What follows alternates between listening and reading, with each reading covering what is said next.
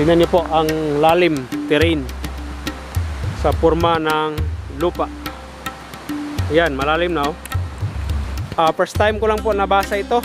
Napakalayo po ito sa amin. At tignan niyo po yung terrain pattern. Dito paliko na po siya. Paliko na po yung posisyon niya. Kaya papakita ko po sa inyo paano po ang tamang haba o kurba niya. Paliko na po kasi ayan dito. So ang compass, tignan niyo po ang sistema sa ginawa nitong Kibali nagpormang kanal dito sa area. Tignan niyo po ang compass. Alignment po siya sa south to north. Ayan, south to north. North at south. Ayan o. Kaya doon sa marker, doon sa terrain, sa actual site na kanal, hindi mo po dyan makikita kung saan yung tunay na dig site, saan yung tunay na treasure, kung mayroon bang binaon itong ginawang landmark na ito.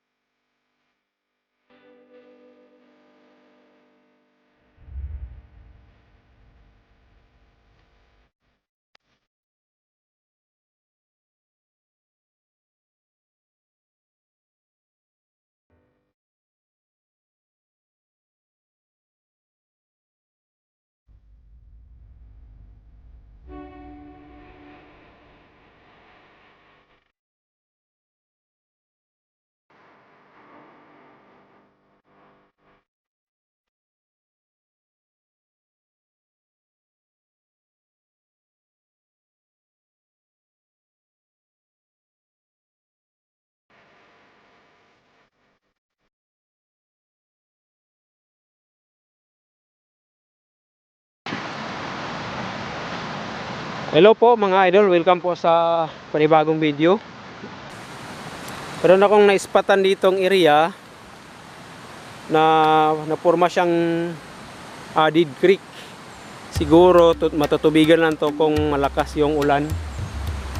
At siguro posibilidad siguro na connected ito doon sa creek.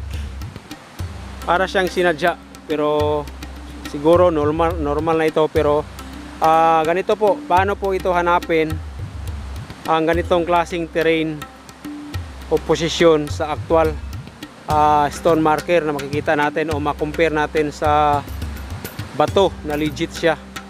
Ito po, Kibali nagpaliko siya dito, tuwid ang Kibali kanal niya, paliko. Tapos tignan nyo po, naka-elevate na. Yan, ito yung terrain pattern niya. Ito po sa para nilinisan ng area. Ayan, klarong klaro, malalim.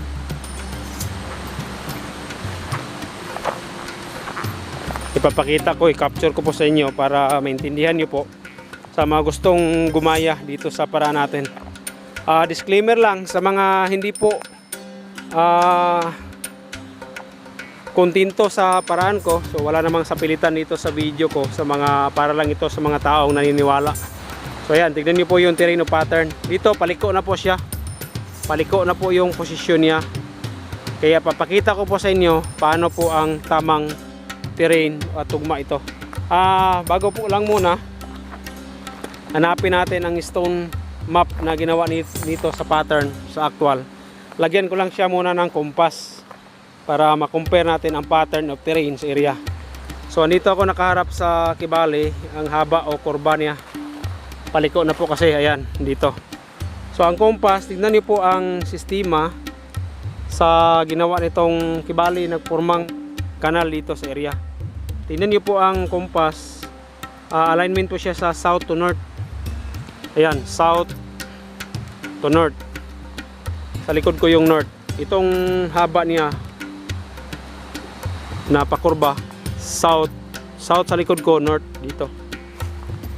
Kaya papakita ko po sa inyo ang stone map dahil mas madali lang po i-compare ang area doon sa bato na iningriban o inukitan ng marker. O madali lang din ang matatawag nating stone map kung ang bato na iningriban, minarkahan, i-compare natin sa actual area, madali lang po siya makita. So ang marker na makikita po natin nandito po sa bandang west. Sa bandang west po ang marker na makikita natin. East po dito, north, ayan po, kita niyo po dito ang terrain. Ayan o, patag, tapos pababa na siya. Ayan. Ayan o, yung lalim niya. Sana klaro. Ayan po.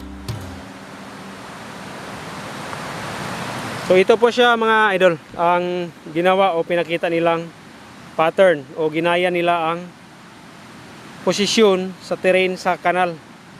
So kahit di man siya perfect, hindi po siya sa patag inukit itong engrave na ito na sinilsil ng sadya. Kahit lagyan natin ng kompas, pareho po ang detalye. Sinabi ko sa inyong north at south, tignan niyo po ang linya dito. Ayan. Ayan siya mga idol. Ayan o, paliko. North at south. Ayan o. Kaya doon sa marker, doon sa terrain, sa actual site na kanal, hindi mo po dyan makikita kung saan yung tunay na dig site, saan yung tunay na treasure, kung mayroon bang binaon itong ginawang landmark na ito. Hindi po natin makikita dyan kung hindi natin i-compare through actual marker. Kagaya nito. Kailangan po na hanapin natin, puntahan natin yung mga prospected natin na mga marker. Kagaya nito na hinambing o kinopya niya ang posibilidad na pareho sa actual area. Kaya makikita natin dito sa marker kung saan po yung tama o tunay na dig site o tunay na right spot o treasure spot. So ngayon dito mga ka-true guide, ang kung iklaro natin ng mabuti, ang mas wala po siyang klarong dots dito. Maliban nito sa kabila is mahaba, rectangle ang shape. Tapos ang pinakita dito rectangle, ang para siyang flat screw na pagkasilsil. Magkaharap sila. So pwede itong dalawang prospect nito makikita natin. Ito sa kabilang lupa na ito, sa patag din, tingnan niyo po. Tapos sa kurban niya, ayan, tapyas dito sa ilalim. So pwede siyang, mayroon siyang tunnel na ginawa doon sa baba. Kasi pakurba, paliko na. Mayroon siyang posibilidad na tunnel doon sa baba. Kasi ba't ko siya nalaman na andun banda sa bandang north? Dahil po sa terrain o pattern, tuwid kasi dito, papunta dyan sa may hawan, medyo na siya paliko. Kaya tignan niyo po dito, tuwid. Doon sa sinasabi kong may hawan na, nilinisan, dito po sa nakakurba na po, kaya gayang-gaya o parehong-pareho po ang kinopyano doon sa actual area. Di man siya perfect, 60 to 80% lang na halos kapareho dahil may silsil. Pero sa actual area, tugma at pareho po. Nakatugay.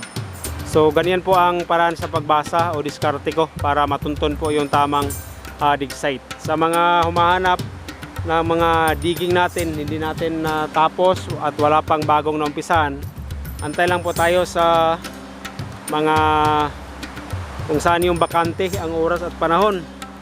At hindi nga doon sa Samar, yung ano ko sa inyo, sinasabi kong Samar, hindi po ako natuloy ng Samar. Inantay ko pa lang po yung update sa nag-hire sa atin, si ma'am, dahil po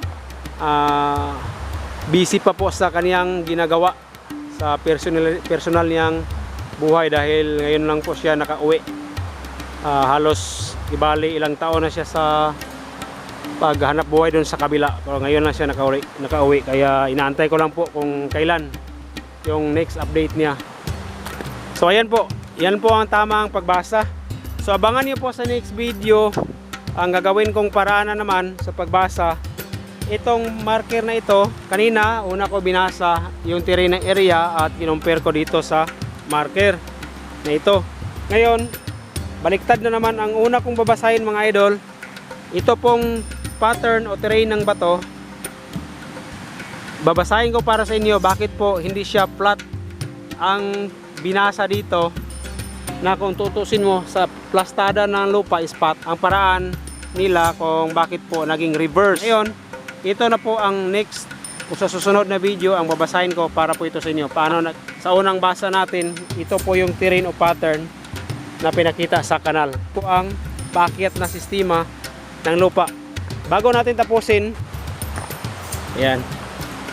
So yan po ang mountain na sinasabi ko doon sa sinasabi kong reflected. Nakaseparate. Ayan. Landmark po siya, paakyat, kaya po doon sa next video papakita ko sa inyo paano na naman basahin ito.